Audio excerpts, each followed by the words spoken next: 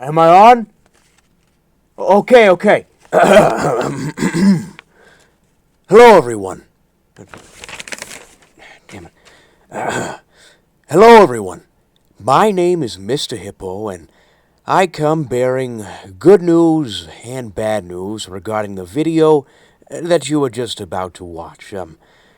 The bad news is that, unfortunately, Denver has informed me that the video cannot finish production. That's all he said. That's his exact quote. The video will not finish production. Now he won't tell me exactly why this is the case. So I understand this could be very terribly disappointing for you. You were just about to watch a video and then you click on it only to realize that there's nothing actually there. But don't worry, the good news is that Denver, in his absence, since he's unable to make this video, he's relinquished it to me, Mr. Hippo. Now, when I was given this opportunity, I was quite confused. I pondered for a long time. What was I gonna make? What video was I really out to make? What did I want to do? And I didn't really have any ideas until one day, Denver, inexplicably, after giving me permission to take over the video, sent me a Five Nights at Freddy's fan game and told me to check it out. And then that's all he said, which was a little bit out of the ordinary for him. I don't play many games myself. I've played a few games, FNAF fan games at least, in my time, but that's neither here nor there. The point is, he sent me a game and he told me to have a look at it. So I clicked the link and it led me to the interweb, and I navigated to the download button on Game Jolt, and when I played it, well, now I'm sitting here in front of you. Ladies and gentlemen, my name is Mr. Hippo, and I'm here to tell you, or, well, more accurately warn you, about One Night at the Old Location. This game is easily the second worst fan game I've ever played in my entire life, and I recommend you avoid it like the plague, okay? But you might be asking why. Well, let's take it step by step. This video will be quite lightly edited, as I'm not a very experienced editor myself, and I think Denver is more knowledgeable about these things, so I plan to just make it sort of like a podcast. There'll be a little visual hints here and there to show what I'm talking about, but feel free to tab out and allow me to whisk you into the world of Onatal. And well, I suppose that's enough stalling. Let's hit play and get right into it. How bad could it possibly be?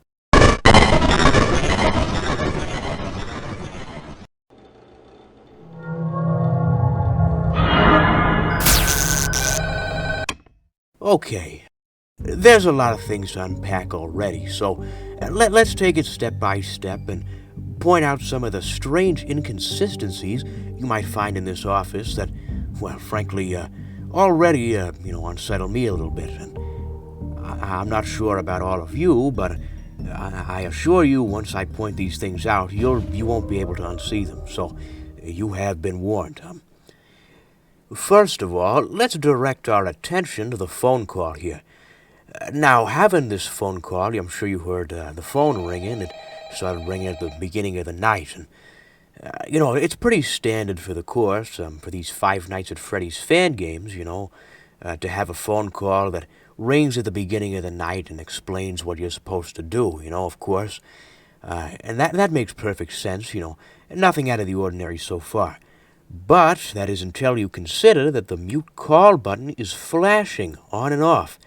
It just goes on and off and on and off. It just flashes, completely gone to there, completely gone. And this is very upsetting because if you saw, the mute call button is a blinding shade of white. It casts a light on your entire area. So having that be there and no less on strobe, you can imagine how that could lead to a few distractions along the way, especially considering that it persists even during the phone call and doesn't let up until you either mute the call or it ends.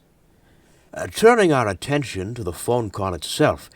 Now, you might think that it would be a friendly voice on the other side that would tell you what you're supposed to do, or maybe give you some exposition on, who you are, what you're doing here. Anything you'd expect from a Five Nights at Freddy's fan game, okay? But instead, it's this. Okay, I'm gonna cut it off right there. I think you understand. It's the Five Nights at Freddy's 1 Night 5 phone call. Now, this is a very strange decision considering, well, first of all, it's cranked up to max volume, and by now you've most certainly already been attacked by several animatronics, which, well, I'll get to in a moment.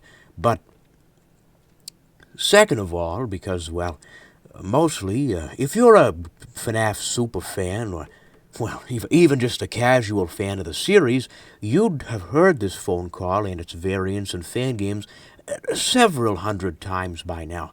The classic reverse speech, garbled, ooh, spooky, it's really scary.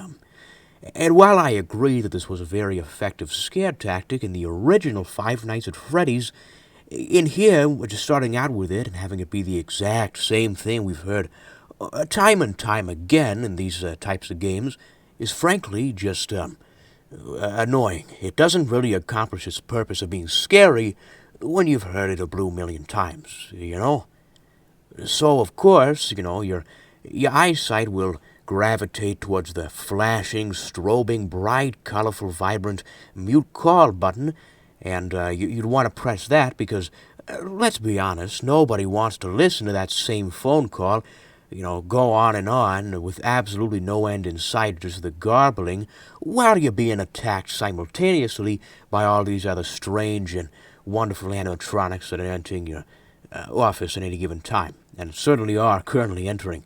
So you'll mute the call, and it'll be quiet for 1 second of its life, and then you actually start getting to play the game. Just kidding. We still have more to cover in the office. There's definitely a few details in here that, are just very unsettling, unnerving, off-putting, I suppose would be the correct term for it. That when you look at them, you just think, why is that there? For example, you might have been looking around the office while I was talking about the mute call button, and you thought, hey, what's that Foxy plush doing there? Or that guitar? I don't remember that being there. Am I mistaken? Or was that Foxy torso? No, it couldn't have been, right? And, well, in thinking that, you'd be quite correct. These objects were strangely photoshopped in, and, well, I have no idea why. It's anyone's best guess. My assumption is that the developer wanted to make the office look more, interesting, or add some new things. I'm not sure what he intended. I can't speak for sure, as I didn't make the game, of course, and, well, if I did, it would have been significantly higher quality than what you see before you right here, but that's besides the point. Well, I suppose it's kind of besides the point, but it's not the current topic, okay? Anyways, these objects are very strangely photoshopped in, They don't really have any rhyme or reason.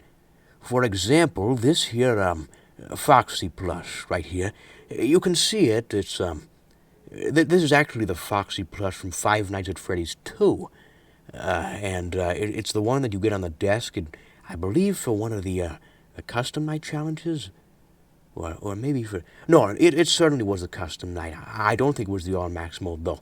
Anyways, that's neither here nor there. The point is that this is from an entirely different game, and, well, an entirely different location. So it wouldn't make any sense, logically, for it to be here, and especially in the position that it's in.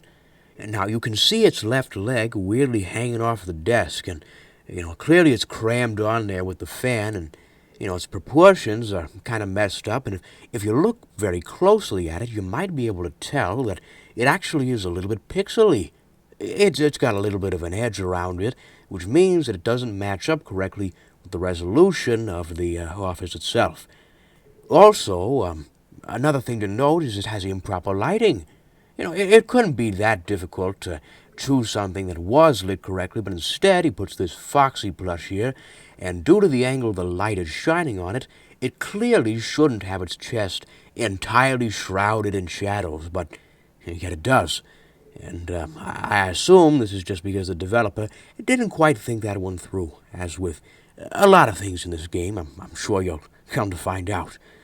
Now, anyways, regarding the other objects, there's a guitar, a foxy torso, and a wet floor sign from Ultimate Custom Night.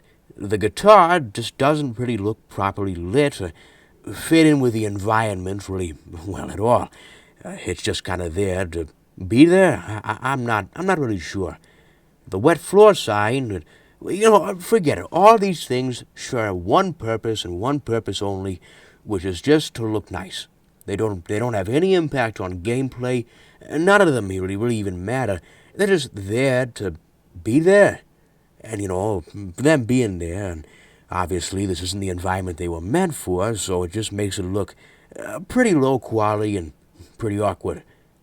And yet, unfortunately, that's not even where the complaints end.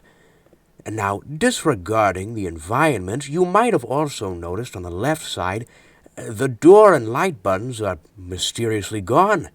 They just don't exist anymore, I suppose, Maybe they were removed from the wall or what have you. But, I don't think that they were. I think he just really wanted to remove it for gameplay purposes. And he replaced them with this green, floating, translucent orb here. Now, I'm unsure what the intention was behind putting this here because, frankly, it looks like garbage. I'm not sure why he couldn't have used any other light switch that's already been made, including the one from Five Nights at Freddy's itself. But no, he just opted to use this awful green circle. You can see straight through to the back. It's not even trying to look like a real physical object. It's just a green floating orb.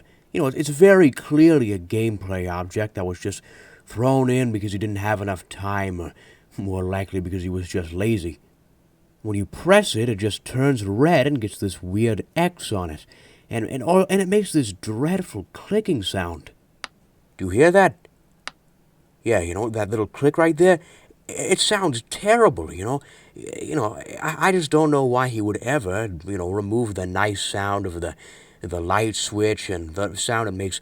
The light doesn't make any sound at all. When you turn the light on, you're expecting to hear this, this buzzing sound that would fluctuate when the light got flickered on and off, But instead, you just get this really unsatisfying click. It doesn't make any sense at all, It's just a floating green circle. It wouldn't be possible for it to be in the geometry of the building, And this is made even stranger by the fact that when you turn to your right side, you'll find that there are door and light buttons. The door light buttons over there, they're perfectly intact. There's nothing wrong with those. We can keep those around. Those look quite nice, but the lefts, no. We need to have this nice green button right here to replace the light switch.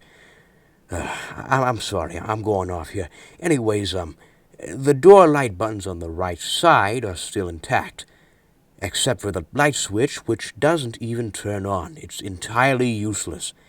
And now, for this point, it just seems like the developer wanted the light to be on the left and the door to be on the right.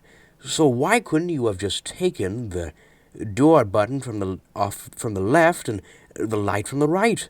You could have just cropped it out and just had a door button or a light button and maybe even somehow added an effect to say, the other button got ripped out of the wall. I'm not a game developer myself, so I couldn't exactly answer that. But why would you replace it with this green circle on one side and keep it on the other? It just doesn't make any sense. Not to mention, when you click the light button, it makes this dreadful sound. Do you hear that? It's not even the same as the original. Now, this is what the original Five Nights at Freddy's 1 sound effect sounds like. It's completely different. The developer couldn't even go as far as to make the sound effects consistent, and, this once again doesn't bode well for the quality of the game. The other one sounds way better anyways. Why would you go through the effort to find this strange other sound effect that sounds a lot worse instead of just using what you already have in front of you, It just doesn't make any sense to me anyway. So the door button does work as intended and, closes the door, which makes perfect sense, but I'll never understand why you couldn't just crop out part of it and, just have the light button on the left and the door button on the right. It only makes more sense to me, but hey, this developer clearly doesn't make any sense to begin with, so we'll give it a pass and move on. Oh, and one more thing I had nearly forgotten. The indicators in the top right and the bottom left of the screen don't actually say anything about what they're representing. Now, in the top right, see, the top right is supposed to represent the time and, what time it is and where you're going, and it just says 12. Why? It's supposed to say 12 a.m., right? 12 what? Is it 12 p.m.? Are there 12 animatronics that are left to deactivate? Is that, maybe you could argue that maybe this has some story significance and it would make sense later, but at the end of the night, as you'll see here, it clearly says 6 a.m. So it is referring to a.m. The developer couldn't even go through the trouble of just making it say 12 a.m., 1 a.m., 2 a.m. It's just lazy. And as for the power, I've got 99. 99 what? 99 bottles of beer on the wall? I mean, it just doesn't make any sense. I don't know why it's like that, but regardless, maybe after all of this, it's time to actually move on to the game itself. Here, let me let it play for you, and keep in mind, the night just started a few frames ago, okay?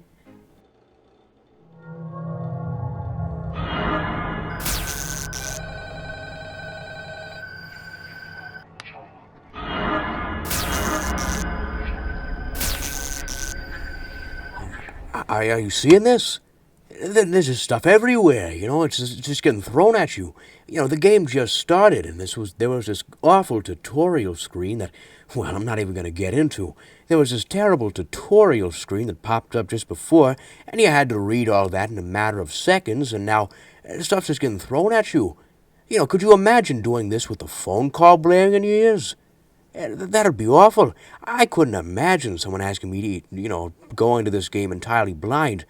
Luckily, I have some history with the developer, so I knew what most of these animatronics did, but that's neither here nor there. Now, regarding the gameplay of these animatronics, you might already sense a pattern in this gameplay you see here. It's frankly monotonous. Okay, here, I'll go over the mechanics. For Rockstar Freddy, he'll occasionally activate with a small sound cue, and in order to deactivate him, you have to click on him. Okay, there's more. And Golden Freddy, when he appears in your office, he'll be spazzing out in typical Golden Freddy fashion, and in order to get rid of him, all you have to do is click on the shock button right there, which is, again, badly photoshopped in, but we're not going to talk about it. And that drains 1 pound and gets rid of him. And, okay, all right, yeah, there's a bit more. So when Nightmare Fredbear appears on the left side of your screen right there, his eyes will be showing through. In order to get rid of him, you have to turn on the light and then turn it back off because it uses power, but and then he's gone. You might sense a pattern. All these animatronics are uninspired. Their mechanics don't even mean anything. It just doesn't make any sense. You just click on Rockstar Freddy, There could have been a mechanic with Faz coins, which, don't worry, that'll appear later. You could have had to collect some Faz coins and have Faz coins stored up to get rid of them, but no, you just click on them. With Nightmare Fredbear, you could have had to hold the light on him for a few moments, and there was, a little render of him around the door, and then he, leans back around when the light's on him. No, he just disappears. It's not as if he's a hallucination and he goes away when you shine the light on him. He's a physical entity. If you've watched Game Theory, you'd know that. He's a real thing, He wouldn't just magically fade into the void as soon as you shine the light on him. It just doesn't make any sense. I suppose that's a pattern I'm sure you've heard me say it a million times. It makes no sense. And for Golden Freddy, it's literally a spirit. It's a very angry, vengeful spirit, and it's twitching with ravenous energy, and you get rid of it just by tasing it. Come on, that's just uninspired, Regardless, this is the entire game. And I'm not even joking. This is literally it. Freddy, when he appears, you have to close the door and then wait a little bit, and then he knocks on it, and then you open it back up. That's actually an all-right mechanic. There has to be a few simple animatronics, but when that is the more complex mechanic of all of these, you start to realize just how much might be wrong with this game. And for Phantom Freddy, when he shows up, you need to shine your flashlight on him, and then he instantly goes away. That's it. And also, I'd like to take this moment to comment on the quality of these animatronics renders. Freddy and Fredbear are just little white paintbrush splats that are just put in there. They don't actually look like eyes, and even if they were eyes, they're too big. They would be little pupils, as we've seen several times that FNAF animatronics have. Just the little white glowing dots in their eyes. No, this is just massive paintbrushes, Makes perfect sense, right? No, it really doesn't. It just is entirely immersion breaking, and frankly, it ruins the game. Rockstar Freddy has a shadow being cast on his front half, which, makes no sense considering you can very well see the light is shining directly onto his left side, which is where he has a shadow on. It's just totally improper because these renders were copied right from Scott's games.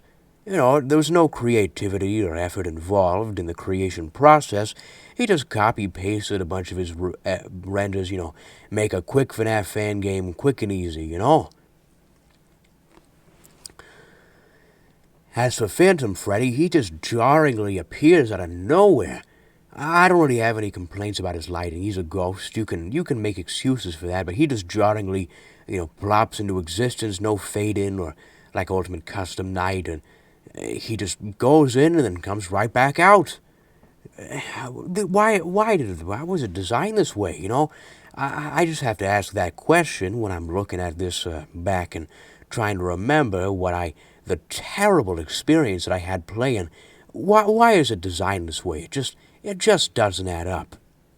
And then, strangely enough, Golden Freddy does have a fade-in, but, it just looks really awkward. Once again, it looks like he's in the dark, still improperly lit, and this is just copied from the Ultimate Custom Night 5020 or 494820. I don't recall. I know it's something close to 5020. That cutscene where he's spazzing out in the dark, it's just copied straight from that. You could have at least made your own renders, but, later in this game's lifespan, you might figure out what happens when he does try to do that, and I suppose that you could make an excuse for it once you actually see the quality of this man's renders, and let me tell you, they don't look so good. And I should also mention that each and every one of these animatronics has a unique sound cue, and, frankly, they're just miserable. Phantom Freddy's sound cue is just like a background ambient track, where Golden Freddy's is the sound it makes when you discover an animatronic and find out that Freddy's won. The one where you shine the light on him? Yeah, that's the one. And because these animatronics can appear back to back to back, they have no cooldown period. They can just appear over and over again.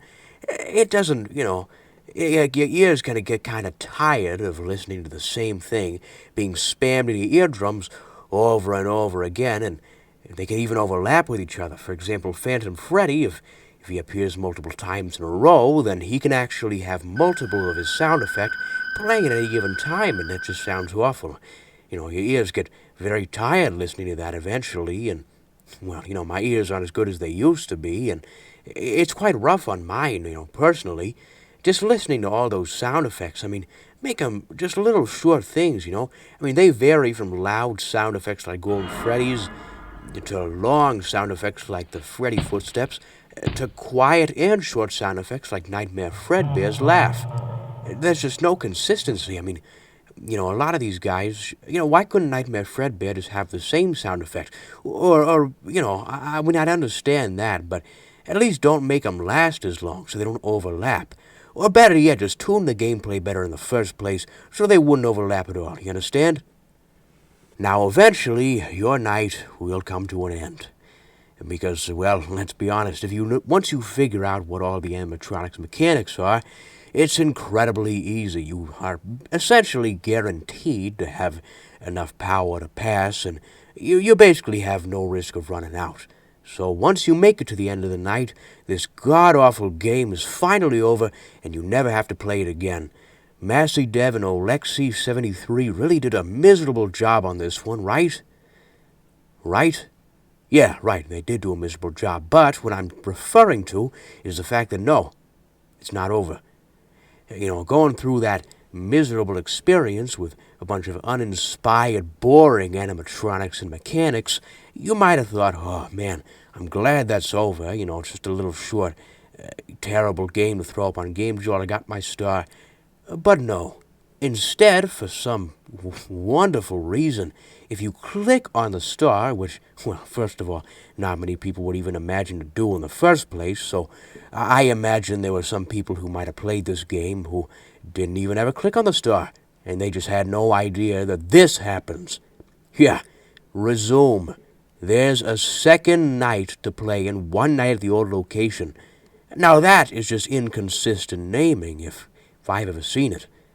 Now you might think, okay, this game couldn't possibly get any worse, and, well, once I learned the mechanics, it was quite easy, so here, I'll run in and check out the second night. How much worse could it be? Well, upon pressing the resume button, you're greeted with another one of these terrible tutorial screens that just vomit information at you. You have a few seconds to read it, and, of course, there's this very strange voxelized "It's me" at the bottom of the screen.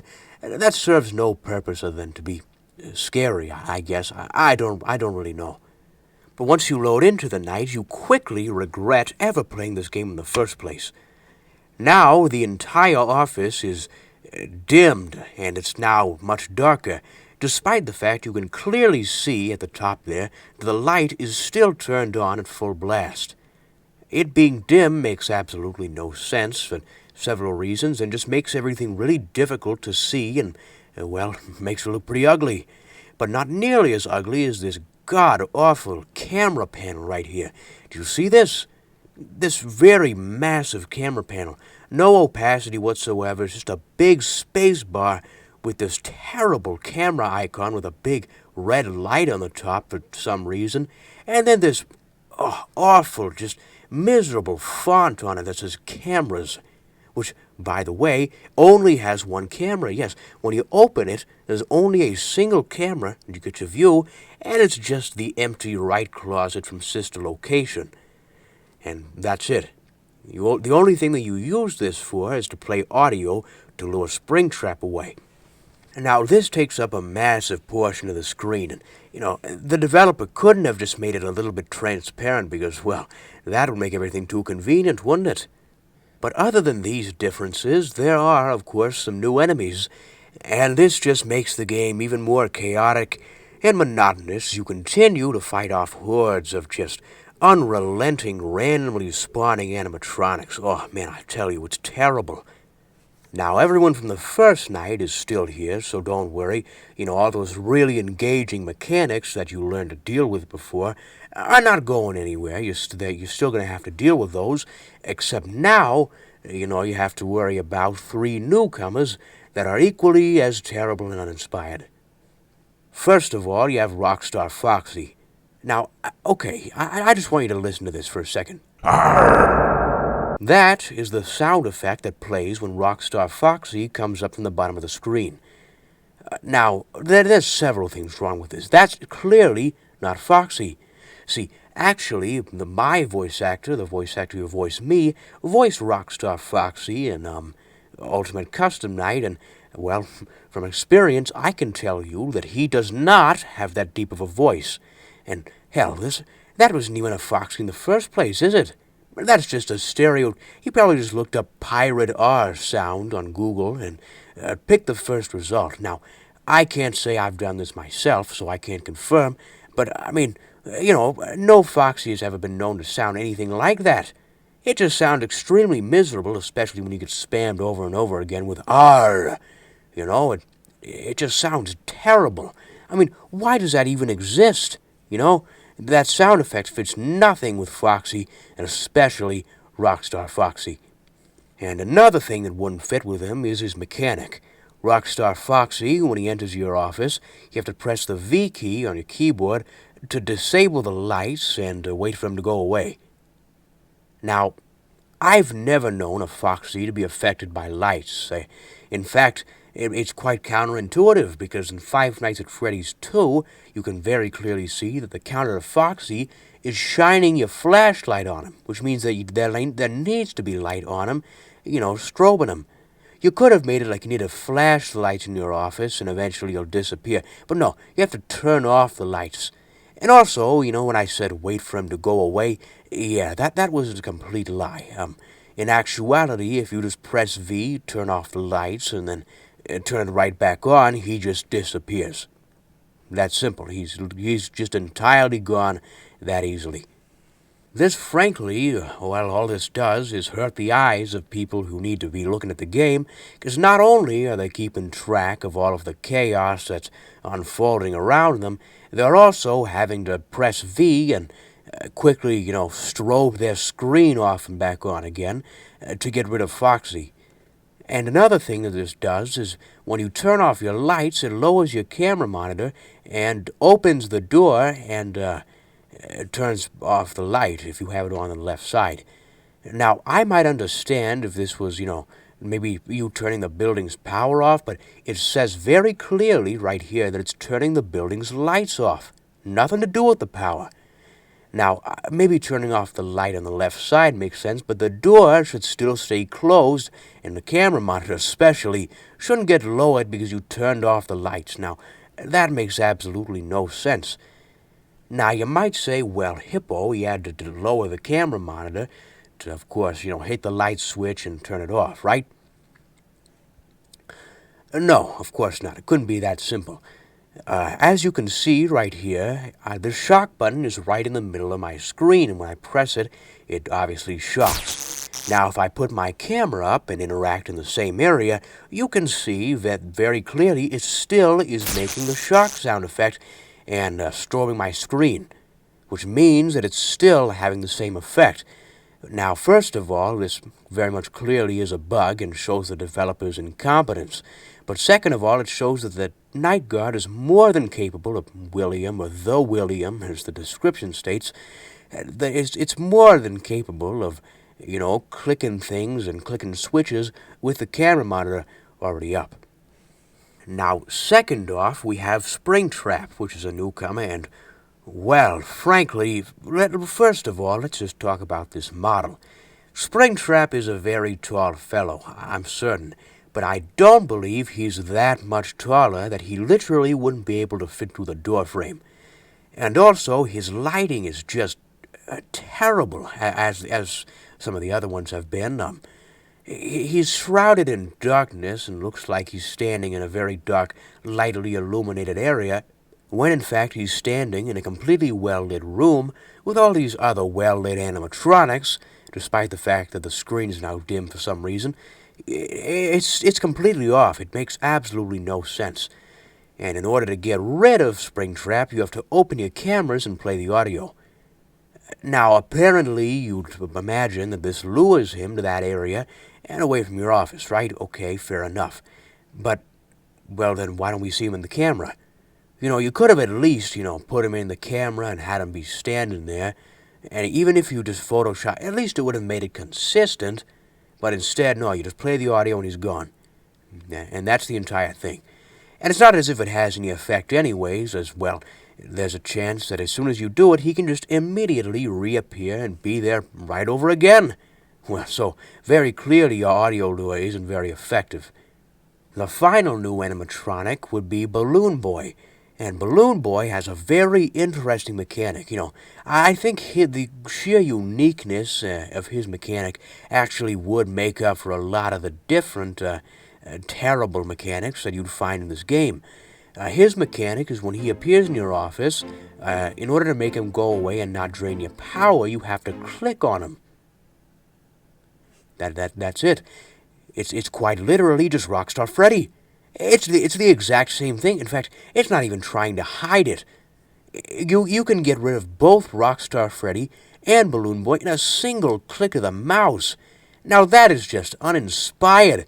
And not only are you coming up with these terrible mechanics that make absolutely no sense whatsoever, and just make the game entirely boring, you also are recycling those mechanics and putting them onto other characters. Now there's just no excuse for that kind of laziness. That's just unbelievable, frankly. So now you have two animatronics that randomly appear and you just have to click on them to make them go away. That's just, frankly, uninspired. I know I've said that many times before, but wow, it is just unbelievable how lazy this developer truly is. And other than that, though, luckily this is the exact same night, except now you have more garbage to deal with, and more terrible renders to look at, more mechanics to deal with in an even moment. The difference being, when this night ends, you're greeted with a jump scare from Springtrap. Now, this gives absolutely no indication that you won the night. And also, this jump scare is entirely different from the actual Springtrap jump scare that you receive upon dying to him in the game. But nonetheless, it has the same sound effect, and it has no, qualities that would make it even seem like it's not a death screen. Myself even, and my good friend Denver, when we both played this game, when that happened, we thought we had died. I was so upset. It was unbelievable. I was like, oh, I can't believe this. I made it to 5 a.m. and then died. He wasn't even in my office. What kind of bug was that? But no, of course not. It's just the end night screen, I suppose. It makes perfect sense, I'm just getting fed up with this game at this point. So let's finish it off by clicking on the star again. Yes, that's right. The game isn't even over. I'm sorry, did you not catch that? See, that right there was the tip screen. And for some strange reason, the developer decided it would be a just fantastic idea to give you even less time to possibly read it or react to it. It flashes by for half a second. You have absolutely no time to read it or whatever it says, or whatever it might be telling you, and then it just goes away, disappears, and then you're right in the night, and there you go. So looking at the changes, you can see that the office has been brightened up again, this time with an orange hue. And as you can see, there's a pumpkin on the table, replacing the miserable Foxy plushie that was there earlier. And, I will admit that it makes for a better aesthetic, but I don't recall that it was Halloween. Well, actually, I suppose it was, because if you didn't know, the game was actually released on Halloween Day, October 31st of 2019, but, at the same time, then wouldn't it have been Halloween the other 3 days, or 2 days, whatever, it doesn't matter. The point is, it makes for a much better aesthetic than the Foxy plushie that was there before. However, I do believe that it was just copied off of the Halloween Five Nights at Freddy's Easter egg, where I believe if you open the game on Halloween, then the office looks like this instead, and I think the pumpkin is there. Though it might have been from Five Nights at Freddy's 4. Was it? I don't recall. It doesn't matter. Anyway, getting to the gameplay, there are 3 new animatronics on top of all of our, previous fantastic friends that we've all grown to love to deal with. There's Shadow Bonnie and Shadow Freddy, which I'm sure you can see have very faint outlines. They're actually always in the office. It's just that they're transparent, translucent, kind of like ghosts. You can see through them, right? But when they appear, they'll turn solid. And first of all, Shadow Bonnie will give you like a little text indicator right here. And if you somehow manage to read the loading tip, then it would say, "Tell me it's me." So from that you would gather, okay, I need to type "it's me" into the box here. And well, you'd be correct in that assumption. You type "it's me" in, and he goes away. Except not actually, because as you can see here in the typing, there's an apostrophe. There's an apostrophe right after the T, between the T and the S there, and you don't actually have to type that in. You just have to type ITSME. There's no space, there's no apostrophe. If you're going to make me type "it's me," at least make it a little bit of a challenge, Make me put the apostrophe and maybe type the space, it would make it just feel a lot better and more authentic, because you actually have to type out the phrase "it's me" on the keyboard. Also, I frankly dislike the way that the shadows are just always there, just transparent and barely visible. You could have had it be like they were always there, or their eyes and their faces were always there, and their bodies appear, like they have a fade in. And also the weird flickering effect persists even when they are actually visible, which does kind of give a weird aesthetic. But that's neither here nor there. Getting back on topic, all you have to do is type "it's me" in a very improper fashion, and he goes away. Now, the problem is that because this is an actual big, word or phrase you have to type out, you have to move both of your hands off the keyboard in order to type it. Now, I will say that he does give you quite a long time to react, so you do have quite a bit of time, but it is quite jarring because you need to, take everything, you need to stop everything you're doing, take your hand off the mouse, take your hand off of the keyboard to turn off the lights and type out "it's me." But if you're a professional gamer, well, such as myself, you won't have much trouble, considering all you need to do is just type it real quick and then put your hands back where they're supposed to be. The second animatronic is Shadow Freddy, and, he works the same way with appearing. He's constantly there, just transparent, and then it'll just randomly appear at intervals. And, when he fades in, then his mechanic on the loading screen tip, if you somehow manage to glimpse it again, it says "don't move." That's it. So you might be thinking, oh, okay, just don't move, don't do anything. Stand completely still and he won't kill you. Go away! He's just killing me for no reason now! Yeah, this is another one that doesn't make any sense at all. And there's no, hidden reason, no hidden thing, like, oh, you actually have to move, or, it's a certain amount of moving, or, no, this one is literally just broken. It doesn't work at all. It cannot be that hard for any competent developer to code, oh, if you move your camera, you die. But somehow, Massey Dev has surprised us all again by bringing us Shadow Freddy, who somehow is entirely dysfunctional. He seems to kill you at complete random intervals that have absolutely nothing to do with you moving your camera. The first time Denver played through this game, I remember I was watching him, he didn't even kill him a single time, so we just assume, the character must be broken. Clearly, he doesn't work right, and it's not ready, And the developer himself even confirmed to me that he's not even coded into the game. However, when I played through it, after Denver told me about it, he killed me in the clip you can see here, and in fact, he did it 2 more times, and none of them had anything to do with me moving my camera in any meaningful way. So basically, he just kills you at entirely random, although unlikely intervals, and is just completely bullcrap.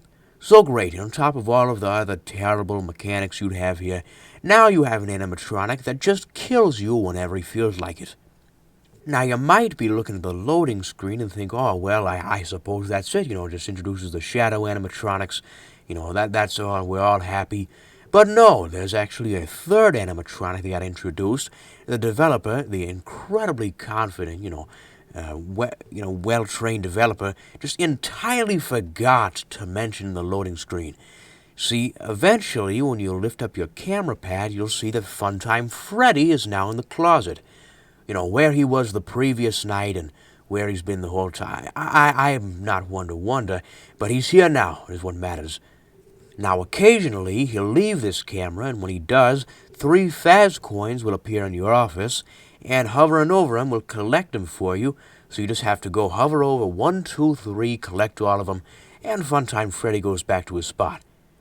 Now, not only is this just a terrible, another boring, uninspired mechanic to add to your already increasing workload of very simple, monotonous, yet incredibly high in quantity tasks to complete, but this also shows that the developer had full knowledge and will to add Faz coins to the game. Why couldn't you have made that have anything to do with Rockstar Freddy? You know, the please deposit 5 coins animatronic that has literally a coin slot in his stomach. I mean, now that's just lazy. How are you going to have Faz coins to do with Funtime Freddy, which, oh yeah, by the way, doesn't make any sense at all? Why would collecting these Faz coins have anything to do with sending him back to his place? And, why would they even be there in the first place? I'm sorry. I'm starting to lose my temper. It's been a long night here recording this video, and I just wanted to tell you all about this terrible game. Look, just don't blame me, okay? I'm only human after all. Well, actually, I'm an animatronic, but what? It doesn't matter. It doesn't make a difference. I'm pretty much a human. Well, in the brain at least. My point is, why wouldn't you make the Faz coins to do with Rockstar Freddy? Funtime Freddy's mechanic just doesn't make any sense whatsoever. You could have it like, he sends Bon Bon to your left or right side, and you have to either turn on the light or close the door, kind of like Sister Location Custom Night, and it would give you something to keep track of and make it interesting. No, instead these Faz coins just appear, and you get to collect them, and it sends them right back to his spot. And that's it. That's the entire thing. That's the end right there. That's all the changes, everything else is exactly the same. You do the exact same thing on top, and with these added mechanics, just for more stuff to do, I guess, more stuff to look at, you just have all these new mechanics to worry about, and you do all of that for 6 minutes or 5 minutes or however long these nights last. I didn't bother to time it. I'm not gonna go that far into it. I'm already getting sick of talking about this godforsaken game. The idea is that once you get to the end, instead of a 6 a.m., oh, you did it, you get this. Now, at first you might think, oh, well, it's just a nice ending screen, what's so bad about it? But then you turn your attention to the bottom of the screen. Do you see that? ONATOL 2. Onatol 2. One night at the old location 2. Well, it seems my job here isn't quite done after all. But that is a story for another time, my friends. Now, I really appreciate you all sitting through to the end of this video. It really does mean a lot to me. I'm happy that my lackluster editing skills could, carry you, give you some entertainment for as long as it did. So thank you all so much for listening to me talk about this game, and I sincerely hope you won't consider checking it out. Now, if you've made it this far in the video, then I believe you deserve a reward for, sitting through and watching this awful fan game on your screen for that long. So I'm here to recommend you an actually good fan game for your troubles, okay? All you need to do is search in Game Jolt for 5 Nights at Freddy's Blood... Oh, no, not again!